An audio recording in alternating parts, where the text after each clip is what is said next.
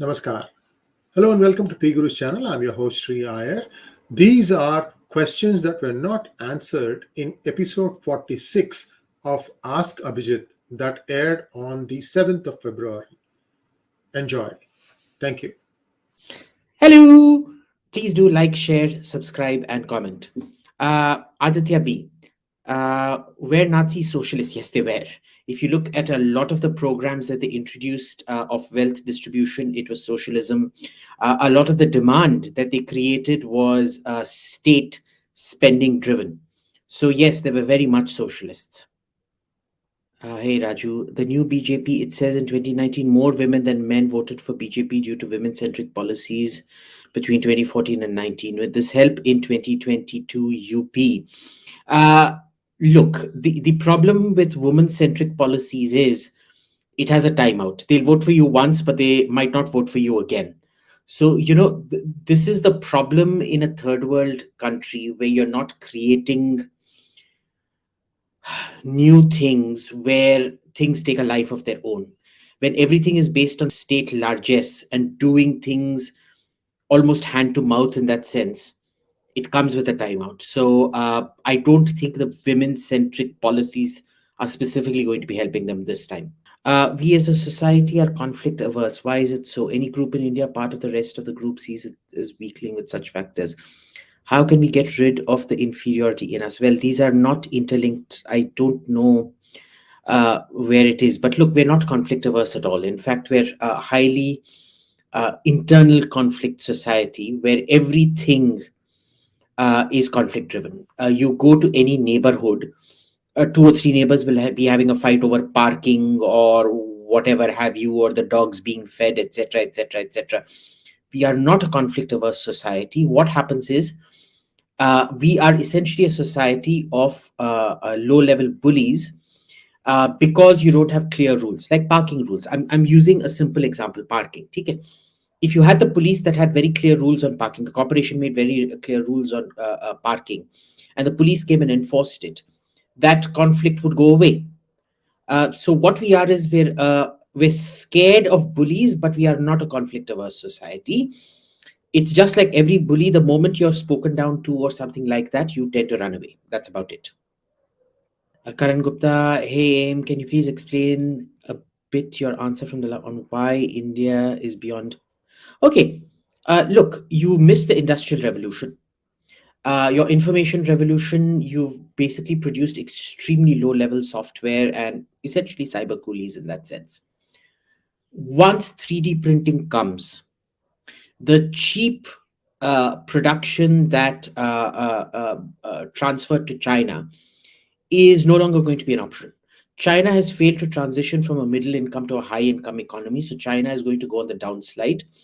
The more and more 3D printing that you have, the more and more production is going to get localized instead of internationalized. Because it just doesn't make sense. The cost of transport will simply not be worth the cost of setting up a factory at home and producing, say, toothbrushes, light bulbs. And it's based on this that China became a big economy. Remember, India was always fixated on doing big things. They didn't want to focus on toothbrushes, toothpaste, light bulbs, etc. So that's why, we're not going anywhere. We're finished. All the indicators, all our avenues for development are now gone. All we have is a government of slogans, not action. So there's no way you can catch up. Now the differences are growing geometrically. They're no longer growing arithmetically. What's the MOU between China and the Congress? Nobody knows. Next. Dr. Karan Gupta again. Hey, do you invest in mutual funds? No, I do not. Like I said, I do not do finance policy. It's best, even if I by mistake, I give you financial advice, please don't take that advice from me. Next. Ashemse Vijayan. Will India recognize the independence of Kosovo? Absolutely, we will not. As our opinion is that it was an illegal ethnocentric intervention. It had no place, and no, we will not be recognizing Kosovo anytime in the near future. Diya D Cruz. Is Indian diplomacy weaker and dumber than Pak? Why doesn't Emir raise Balochistan and Pak issues, weaken international Balochistan? Look, so, there's two answers, one for the first and one for the second. Indian diplomacy is weaker. You know why? Because Pakistani diplomacy, uh, uh, uh, let me caveat this. India's case is much stronger. Pakistan does not have a case, but Pakistan has fantastic diplomacy. They have institutional memory. They pass it on from one attaché to another, one ambassador to another. So they know exactly what to do. It is very carefully curated in a centralized way. In India, it depends entirely on the ambassador and things like that. So it becomes very, very problematic, where you have absolutely no direction. The institutional memory is all rhetoric, masquerading around as perspicacity. You look at an Indian ambassador, they'll only give you rhetorical speeches. Why doesn't the MEA raise this thing? This is one of the things where we're much better. Look, nobody likes a whiner. Okay, whatever Pakistan gains in terms of great diplomats, it loses in terms of Kashmir. Like, do you know how many people I've met from foreign ministries and defense ministries who are like, dude, we can't sit through another briefing by the Pakistanis. It's just sickening. It's boring. It's like a broken record. So, we can't be bringing ourselves down to Pakistan's level. So, again, this is one of the things that probably the ME is good at in that sense. So, yeah. Next. Gaurav Katareya. Both of your thoughts on apprentice exchange program. We can send some kids overseas to learn trades, work for an MNC, then work with an MNC and talent. Why abroad? You should be doing this in India itself. See, the problem isn't one of apprenticeship. The problem is one of a lack of industry in India to do those apprenticeships in. Okay, you can actually work it in it instead of doing this idiotic CSR law. This should have been CSR. Where you first standardize the education across the country, make it 12 years of education, and then 3 years of national service or 3 years of apprentice, things like that. Send them into a workforce, because what happens in apprenticeships is they have to deprogram all that learn by rote that you've been given, and then reprogram you into problem solving.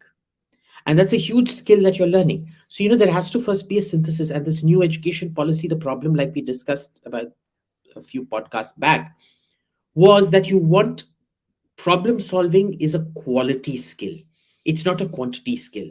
Your education system is quantity driven, not quality driven. It can produce factory floor workers, but then the problem is nobody wants to be a factory floor worker out here. So they'd much rather do something like delivery boy than shift to a rural area and do factory work. So all of these things you have to consider. Remember, it's not one thing. I keep telling you it's a system of systems. So the apprentice program works when you have a system of systems, when you have industrial growth, when you fix your policy, your education policy to blend in with your secondary training policies and things like that. Next. Ankit Gupta, please elaborate on how to develop second and third order thinking. Well, it's very simple. It's actually a practical exercise where take decision X. I slap X. Then you draw a line. What does X do? What does X daddy do? What does X's mummy do? What does X's employer do? What does my employer do? What does my mummy do? What does my daddy do? You come, and then after that's happened, say X's daddy files an FIR, then what happens? What are my chances of winning? So you do it as a like a flow chart, and the more you keep doing second and third order flow charts like this, slowly it becomes a mental exercise. You don't need to put it down on paper, though putting it down on paper always helps, because you will always put more thought, remember more, and add more things when you put it down on paper, and connect dots better when it's down on paper. Shukla, when can Argentina take back the Falkland Islands? Yeah, not happening, boss. Not in my lifetime, possibly not in yours, Shikhar. Next. Neeraj, will Turkey, Pakistan, Chinese leadership was so ambitious, whereas the ground economic reality is quickly proving them wrong. Yeah, well, where's the connection between Turkey, Pakistan? At least Pakistan and China have a narrow land border connection. Where's Turkey's connection? See, you can't just make up these groupings and expect them to, produce results. This is the problem. China loves groupings, they love acronyms and things like that. It never comes down. These three are economies that are completely mismatched. The Turkish economic crisis is surprisingly exactly like the Chinese economic crisis. They spent on crap like infrastructure and mostly on skyscrapers in Istanbul and things like that. And there was no real industry happening. In China, they wasted all the fruits of industry on useless projects like high-speed trains and flats and things like buildings and things like that. Pakistan did neither of those. So you have three completely incompatible economies that all need a market for manufactured goods, which only one has the ability to manufacture, one has zero ability to manufacture, and the third's ability to manufacture has been destroyed by bad spending. Well, two of them pretty much bad spending. So it was never going to work. The synthesis simply wasn't there. Amit Raj, PF bought J10C and then JF7. PLAAF has a huge buildup of fighters like J20. Well, the problem is there's a huge. The J20 has issues.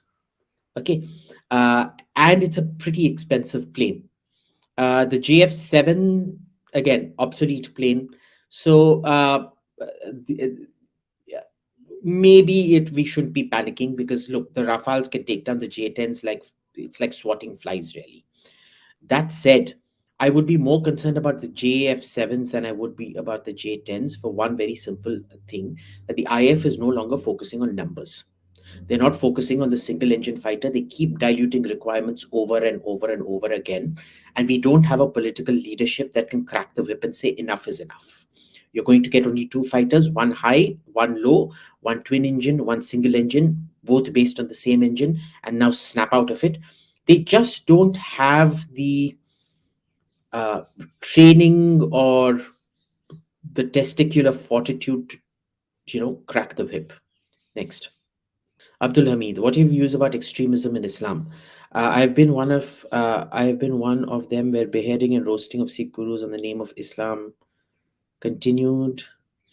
Ghaznavi Qasim, new view. I don't know about the second part of the question. I'm going to answer the first part of the question.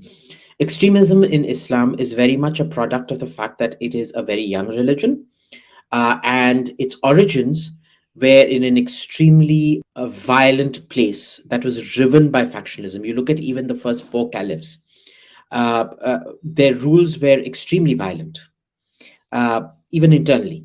The kind of coups and things like that that happened. One of the four Rashidun caliphs was killed while he was reading the Quran. So it's sort of burst in violence. And then what happens is that you have the Turks. Remember, Arab history is only 200 years of the history of Islam. The remaining 1,400 years was written by the Turks. And what happens with the Turks is that you have this whole extremely warlike culture, which will always suit it to make it much more violent.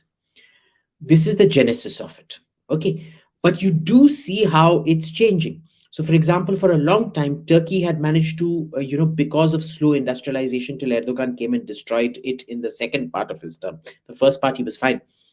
Uh, it became peaceful. You look at Saudi Arabia and the Emirates today. They've changed that entire narrative. They're cracking down on theological, and I think Saudi Arabia is going to be the pivot in this, because the thing about Salafism is, because of Ibn Taymiyyah, you have an Arab primacy on interpretation. Only Arabs get to interpret the Quran properly. So that would definitely help calming it down. But again, see, it's going to be based on the economic situation on the ground. Christianity in Europe is extremely benign. Christianity in Africa is is not one of, it is the most malignant force. It is far worse than any Islamic terrorism today. Okay, it's crazy. So these things are all based on economics plus the interpretations that you choose. Next. Dushyant Kumar, do you think Modi's legacy at PM would, in summary, be a saga of his revenge over the Congress? Yes, just like Nehru's legacy is that I defeated the British. Beyond that, it's going to be nothing else. Next. Shashi P, does apologizing mean everything for these MNCs, what's going to be affecting India? Yeah, I mean, you apologize, and look, the main thing is they all put in place systems so that it doesn't repeat. Uh, and that's fine. I mean, they've apologized. Now move on. Uh, it doesn't matter. Next. Gargi called Raina. Is the creation of Gorkhaland as an Indian state within a republic a good idea? Look, the one thing is you're creating more Fissiparist tendencies because you're narrowing an ethnicity down. Uh, on the other hand, it gives them the feeling that they are in control. They are not subject to Bengali domination, etc., etc., etc. So you actually dissipate the feeling. So, for example, the Telangana creation, the Uttarakhand creation, the Jharkhand creation, they gave the people a placebo. It's not real. They gave a people the placebo that they were going to be better off. If you actually look, KCR or Jharkhand or Uttarakhand, they're not actually running their state much better. It's the same. Nothing's really improved, right? But look, if you feel better, congratulations to you. It's entirely a placebo. There's no practicality to it in that sense. As for the thing that it could separate and things, not yet, not yet. Especially not Gorkhaland. So it's fine. What can middle class NRIs do to help Bharat? Bengal is burning and has been for a while. How do we help? Who do we support? Look, what you can do to help Bharat is probably coordinate better with other NRIs and enact a change in policy. Stop giving to your local candidate or whatever just for a photo op. You need to be demanding things in return. You need to create pressure groups in your own constituency that will promise funding or canvassing during vote times based on what they give you with regards to India. And there are several angles you can use, like denial of funds if they turn hostile towards India. So that's the first thing you need to do. Unfortunately, what I've noticed is in every constituency in America or Britain, you have at least three Indian groupings, all of whom are hostile to each other. They hate each other more than they hate the local Pakistani groupings. And they never coordinate. So they get played off against each other. So, you have to be first build that consensus within your community, number one. And number two, no photo ops. You need hard tangibles for your candidate to deliver. Second, Bengal is burning. There's nothing you can do because the people who are being burnt are BJP workers and their own leadership seems completely unconcerned about it. So there's literally nothing you can do. Who to support? Unfortunately, it's the BJP. You tell me, basically, what happens under the BJP is if you're being burnt, they let you burn. They're not going to do anything. They're not going to protect you. They're not going to save you. But if it's the other guy, wherever, they're going to actively burn you. So it's basically between getting burnt and not doing anything and getting burnt and not doing anything. Unfortunately, that's the reality of it. It tends to be somewhat less when the BJP is in power. Get used to it. We don't have alternatives. Next, Shala Pradhan. How do you see the recent trip of Imran Khan to PRC and the signing of agreements in CPEC? Look, CPEC is not going anywhere. There are lots of papers coming out in the Chinese language which tell you that it's going nowhere. Sunset Industries moving to Pakistan, not happening because the security environment there is a dump. Nobody wants to go there and invest. They're trying very hard, and it's honestly, it's coming down to the comical and the farcical. Nobody wants to go into a climate where a factory manager is burnt for blasphemy. Nobody wants to go where there's terror attacks happening every 2 3 hours, pretty much. Almost every day 10 soldiers are being killed by either the Baloch Liberation Army or the Pakistan Tehreek-e-Taliban. So no, it's simply not happening. Plus, remember, CPEC, the biggest opposition to CPEC is the local landlords on the ground who are not allowing the land to be acquired, etc., etc. And the Chinese are at the end of their tether. They're being very harsh with the Pakistanis in private over it. So no, it's not going anywhere. It's just uh, uh, uh, what do you call it? Process masquerading as progress. Gaurav Katareya, do either of you believe that three major South Asian rivers will dry up by 2100 due to climate change? Well, I don't know if it is drying up, but it's definitely there's going to be, well, there already is a significant decrease in precipitation. Uh, you will have the occasional year where you will have bumper precipitation, but overall, it is going to decline. That's what all the modeling seems to tell us. Uh, the first thing we need to do is not desalination. The first thing we need to do is control our water usage and restrict evaporation without affecting birds and animals, right? Uh, so once you improve your water usage, start charging people for water, start charging farmers for water, start forcibly introducing drip irrigation and things like that, which nobody is going to do out here, unfortunately. You are basically heading for a huge disaster.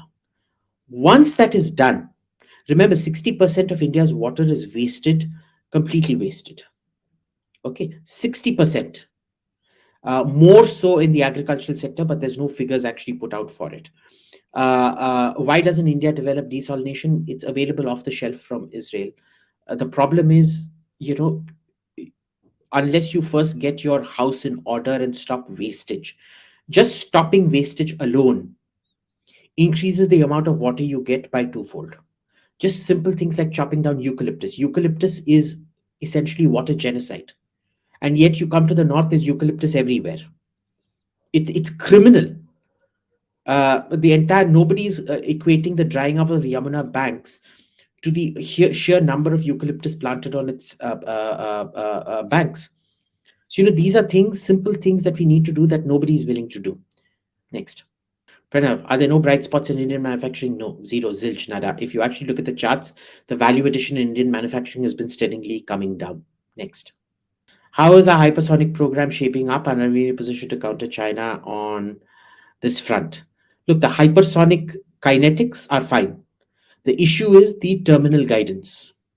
Uh, reduced times means reduced calculation, processing time, visual confirmation time, etc. So let's see. See, that is the real challenge with hypersonics, right? So let's see anti-jamming, because if it's a GPS guided missile, what if it gets jammed, etc., etc. All of these things. So the propulsion is coming on along just fine. I can't see any faults in it so far from whatever limited footage we've seen. The real thing will be the precision in hypersonic. You can have very inaccurate hypersonic. The thing is precision hypersonic. How about other countries? They're proceeding fine as far as I can tell. China, we have no. The problem is the Chinese lie through their teeth. But the Russian program is coming along just fine, if I'm slightly impractical, the sheer size of it.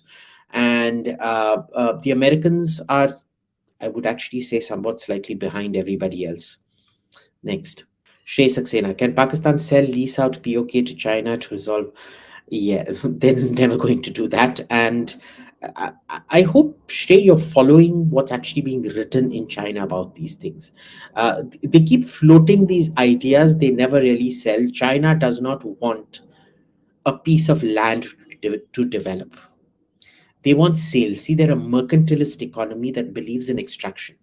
Americans are capitalists. The British Empire was not capitalist. They were mercantilists because they wanted to impoverish places so that they would buy their goods. The Chinese are very much like that. They don't create, okay, except in their own country. So they're not going to, out of some altruistic reason, develop somebody else's territory. No. Next.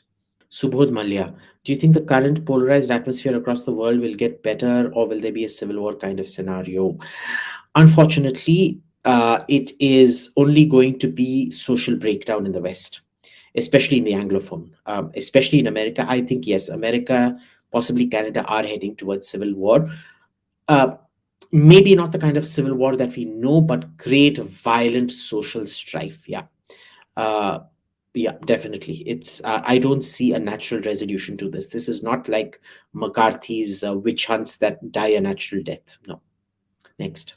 Kapil Gund, what do you think about cancelling the P8I order and focusing on the Netra Mark II and C295? Yeah, not a good idea. You want to standardize. You can't keep developing things and have like 15 different platforms for the same job. It doesn't work. So you just do P8I and focus on some kind of a maritime drone. At most, you need a second aircraft for the Coast Guard localized surveillance. Actually, you don't even need the C295. You don't need the Dornier. You can actually replace it almost entirely with drones. So you just need to have two things, the P8 and some drone that you develop or buy, whatever. You've got the heron, buy more of it. That's about it. Or, get a license and local manufacture it. They won't do all that. So all this buying, it's extra, extra, extra. It's not a good thing. Is A400 a good choice because IL-76 is old? Yes, A400 is a good choice. The problem is there is a price point issue out there. It's probably too expensive for us, and it doesn't exactly have a very big market. So A400 is essentially going the way that the A380 went. Fantastic product, limited market. You don't want to buy something that has a limited market that you'll have problems maintaining later on. Next. Sethuram, will you vote for DMK as you're fed up with BJP and totally against Congress? No, I will not. There are certain red lines that I'm simply not willing to cross. DMK and Congress right now, at least under Rahul, are one of those red lines. Ishank Sagar, do you agree that the notion Afghanistan is unconquerable was a fallacy propagated by the West? Post-Britishers trashing in 3 wars. Yes, it is unconquerable. I would agree with that. And it has a lot to do both with the sociology and the terrain, and the fact that it simply doesn't yield. The yields that come out of Afghanistan are simply not good enough, right? So it doesn't even make sense. The way to do it was probably to industrialize. They didn't focus on industrialization. They focused on social equity before industrialization. But best of luck. Like I said, I'm not into charity. So if Afghanistan wants to develop, they need to develop themselves. This outsiders coming and doing it is never a good situation. Next.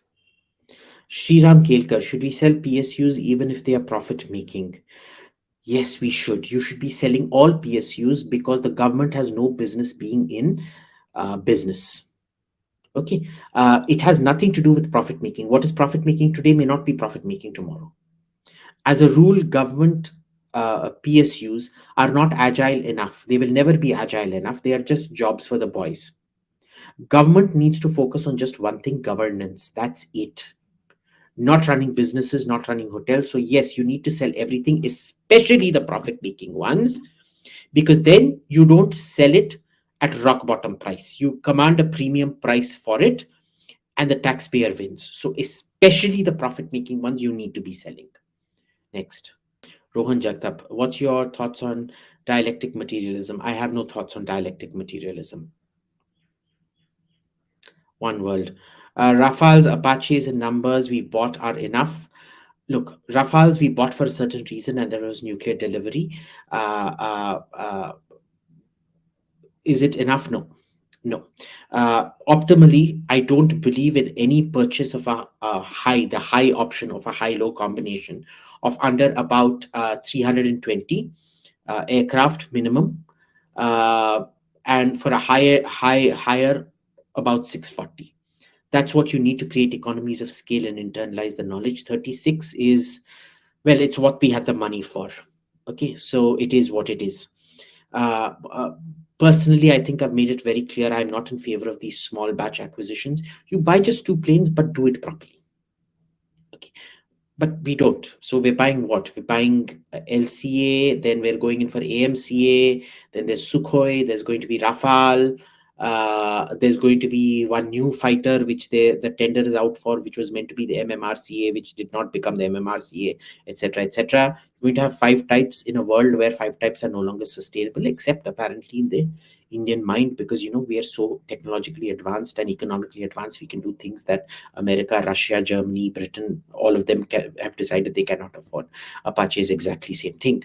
You should have bought, say, about 150, 200 Apaches or whatever, the Mangusta or the Tiger or the Kamov 52, and done a full fleet replacement, including of your light helicopter, which you are now having a armed light helicopter program and all of that. But this doesn't work. These chaps just don't seem to get economies of scale, and it's just not right. It's clear, present, culpable mismanagement. Chaitanya YSK, why can't the USA use illegal immigrants for manufacturing jobs, as using them would decrease the cost of labor tremendously, and they can decrease China manufacturing power on USA?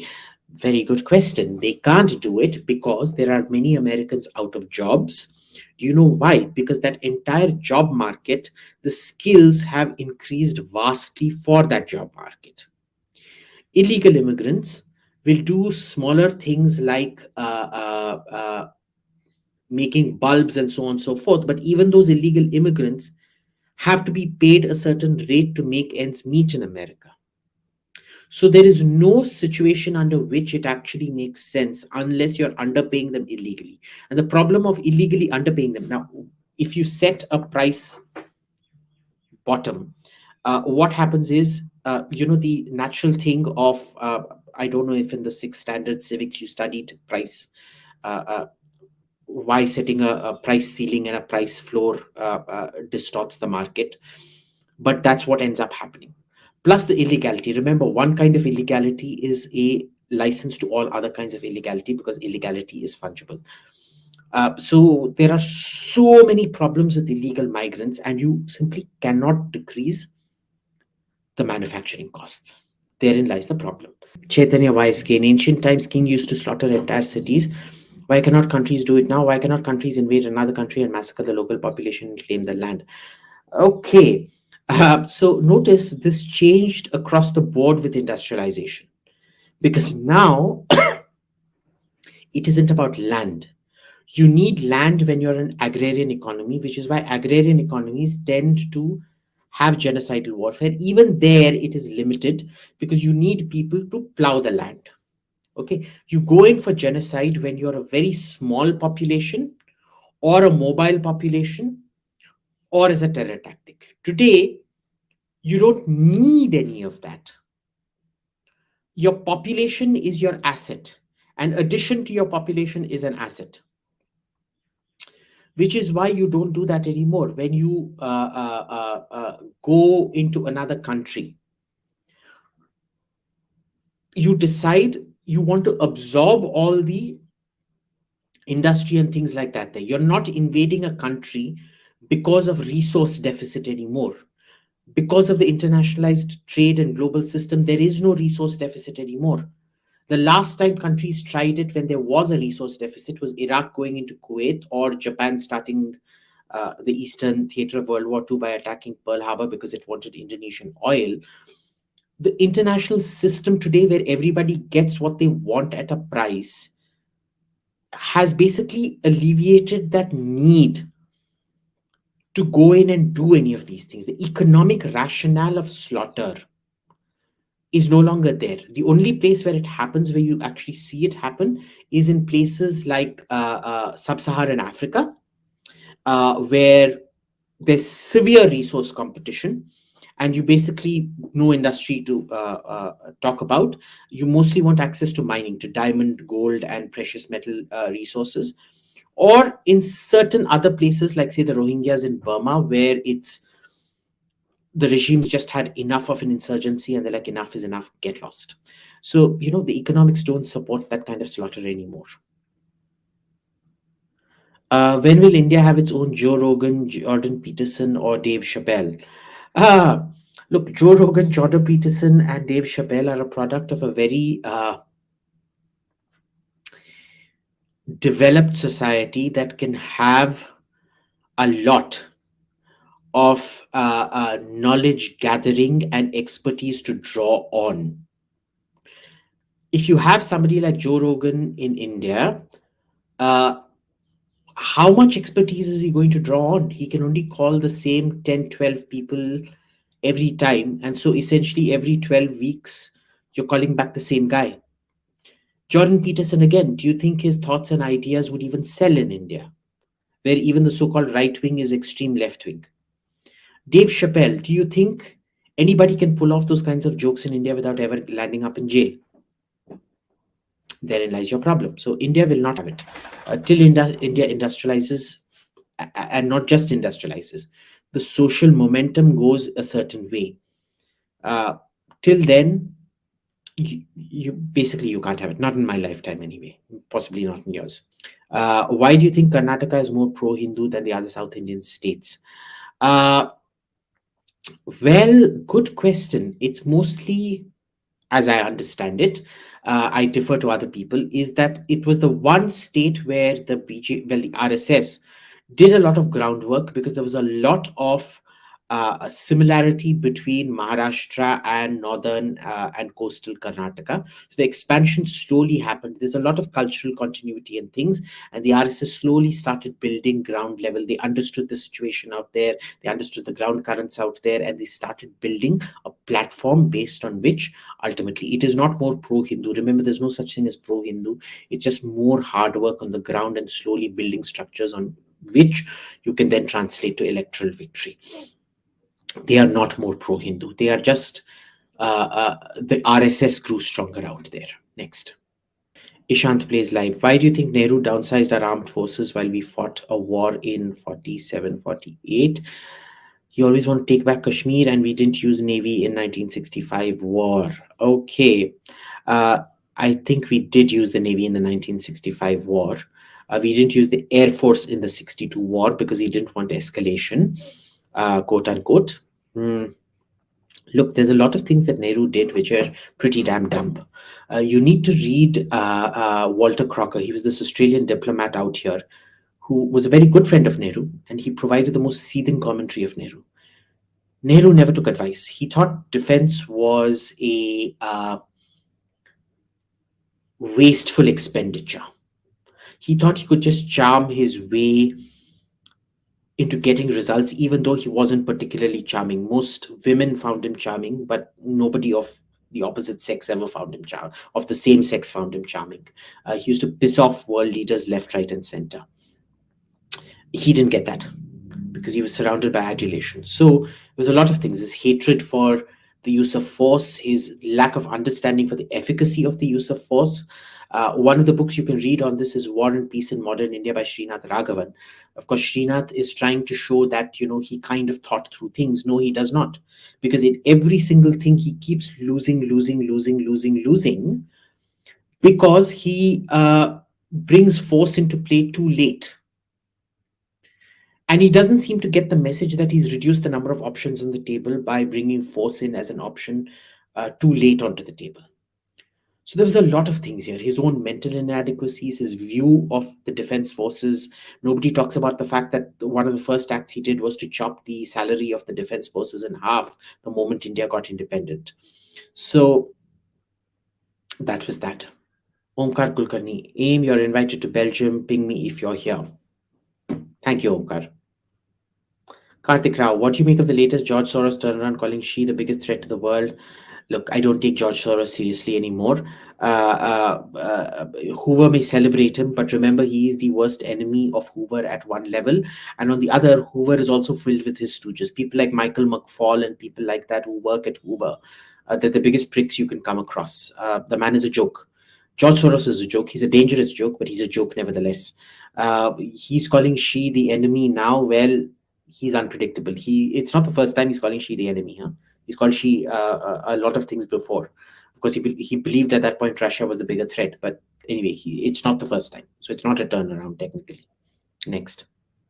What's India's opportunity in the Ukraine crisis? Zero. There's no opportunity out here. It's only damage mitigation. We have to minimize what is the maximum damage that can be done. So my optimal suggestion is condemn any Russian invasion and just keep quiet and do nothing after that. Bas, or kuch nahi. No sanctions, no nothing. Don't take part in any sanctions. Not worth it. So it's one of those situations where there's exactly zero opportunity.